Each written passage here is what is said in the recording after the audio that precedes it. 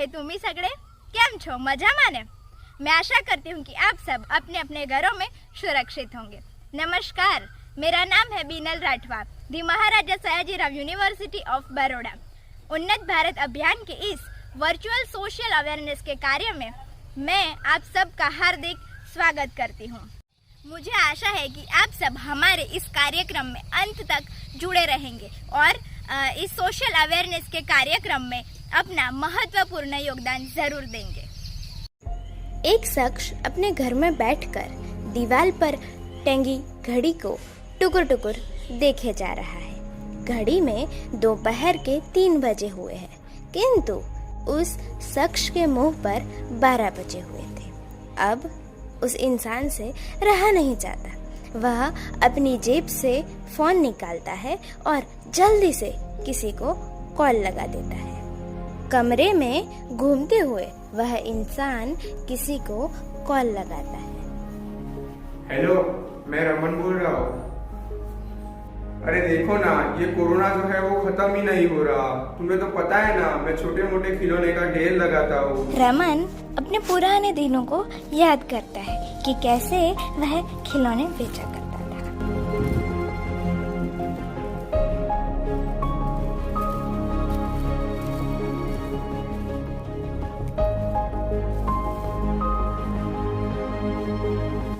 ये प्रॉब्लम तो सभी लोगों के साथ है और इस प्रॉब्लम का सॉल्यूशन भी हम लोगों को ही कुछ निकालना चाहिए। कल हम अलग अलग व्यवसाय के लोग ऑनलाइन मीटिंग पर इकट्ठा होंगे और निर्णय करेंगे कि इस परिस्थिति का जिम्मेदार कौन है और इससे बचने का रास्ता क्या है। रमन पूरी रात कुछ न कुछ सोचता रहा और ठीक से सो भी नहीं पाया। आखिर अगले दिन मीठी सुबह हो ही गई। आज ऑनलाइन मीटिंग होने वाली थी। मीटिंग में डॉक्टर, नर्स, सफाई वर्कर्स, छोटे व्यापारी, बड़े बिजनेसमैन, स्टूडेंट्स, एम्प्लॉयज, मजदूर संघ, महिलाएं और आम इंसान सभी लोग ऑनलाइन मीटिंग में अपना दाखिला दे चुके थे। सब एक दूसरे का अभिवादन करते हैं और एक के बाद एक अपना प्रश्न सबके सामने रखते हैं। नमस्ते, मेरा नाम जो है वो रमन है। क्या आप मुझे ये बता सकते हो कि ये कोरोना कब खत्म होगा? परेशान हो गया हूँ मैं। रमन भाई, सूत्रों का कहना है कि कोरोना तभी खत्म होगा जब हम सभी नियमों का पालन करेंगे। नमस्ते, मेरा नाम गौशिया है और मैं गृह उद्योग चलाती हूँ।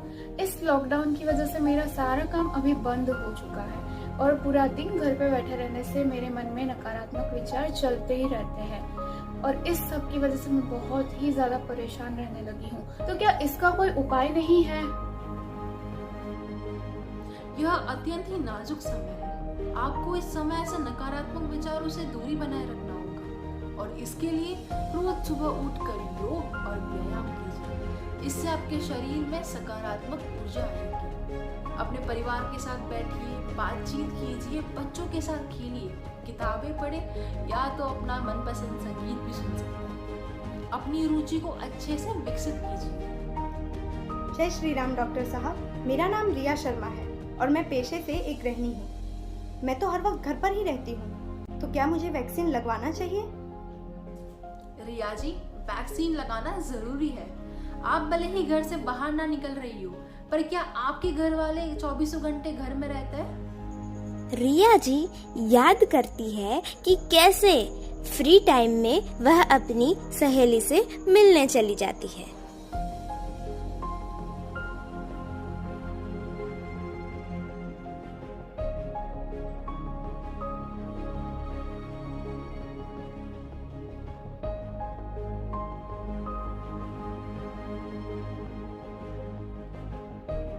उम्मीद है आप सभी को आपके प्रश्नों का उत्तर खुद से मिल गया होगा।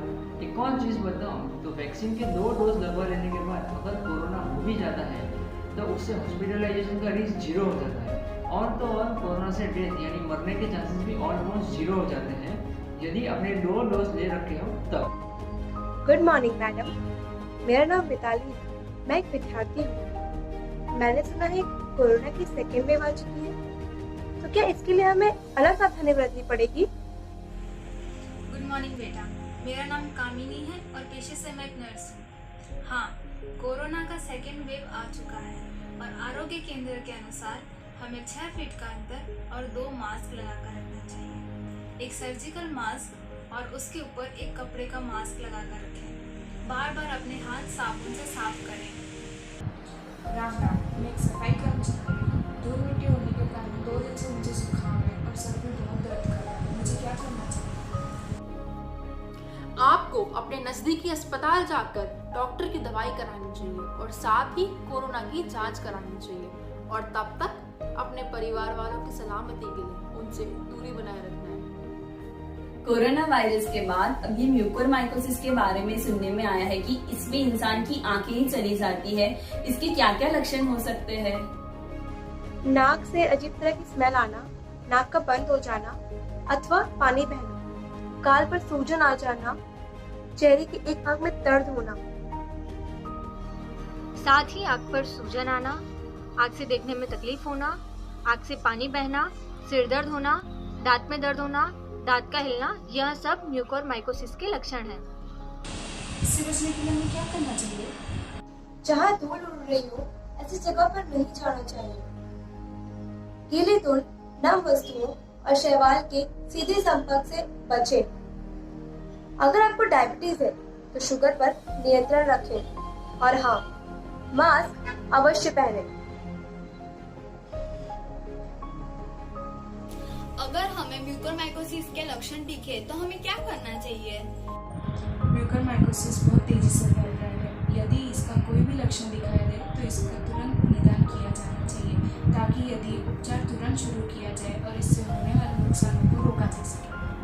म्यूकोरमाइकोसिस से संक्रमित होने की किसकी सबसे अधिक संभावना है?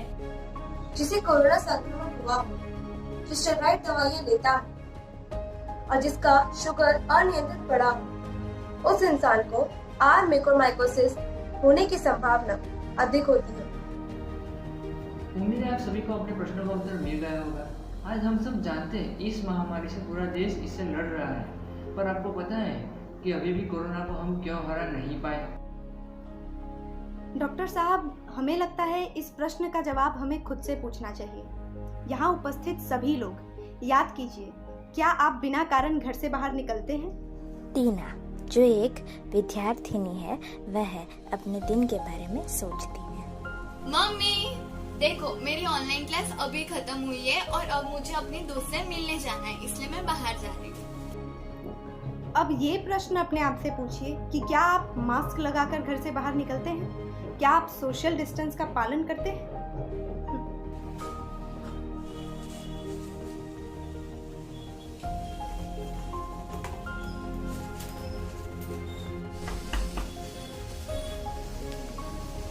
हाय रीना।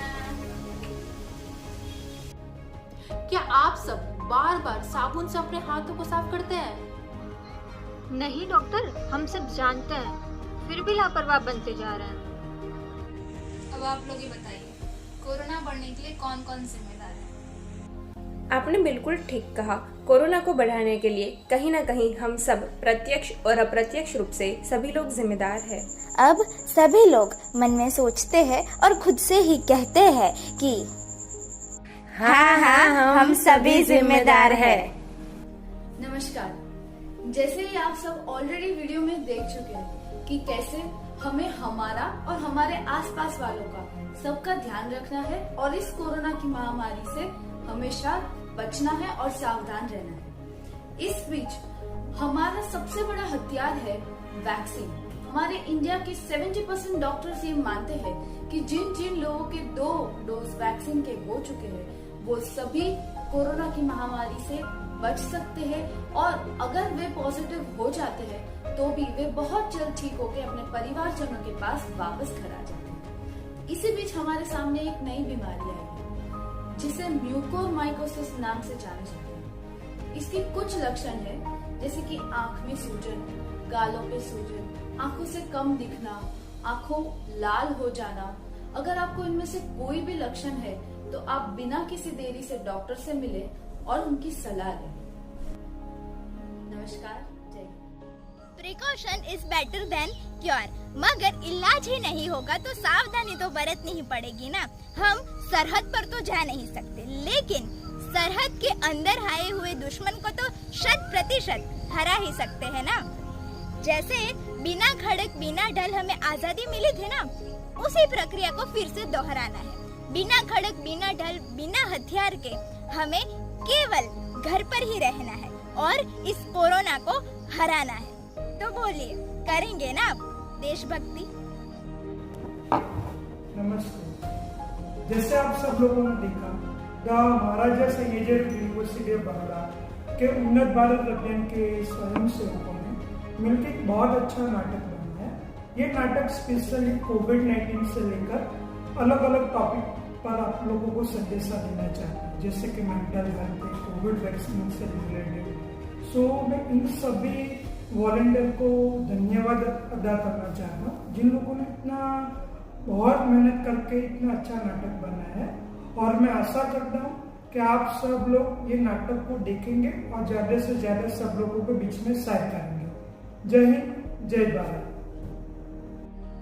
अंत में मैं कुछ पंक्तियों के साथ इस कार्यक्रम को समाप्त करना चाहूंगी कि अगर यही जज्बा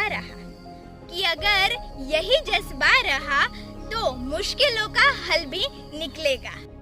अगर ये जमीन बंजर हुई तो क्या, यही से जल भी तो निकलेगा। ना घबरा ना डर अंधेरों से मेरे साथी, ना घबरा ना डर अंधेरों से मेरे साथी, यही रातों के दामन से तो सुनहरा कल भी निकलेगा। अरे यही रातों के दामन से तो सुनहरा कल भी निकलेगा।